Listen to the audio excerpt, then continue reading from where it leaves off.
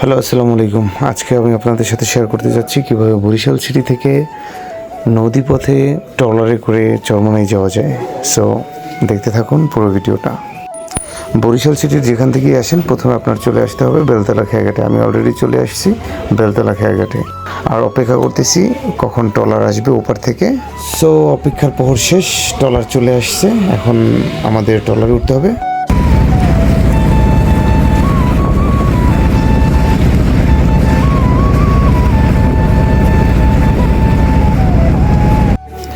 আমরা এপার চলে আসছি, এখন ট্রলার ঘাট দিবে, ঘাট দিচ্ছে অলরেডি।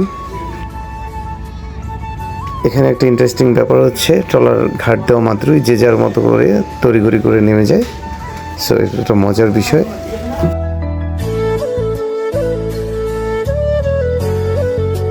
চরমোনাইয়ের পরিবেশটা আসলেই অত্যাধিক সুন্দর। সো আমি এখানে কথা না বলি, আপনারা মিউজিকের সাথে সাথে ভিডিওটা দেখতে থাকেন।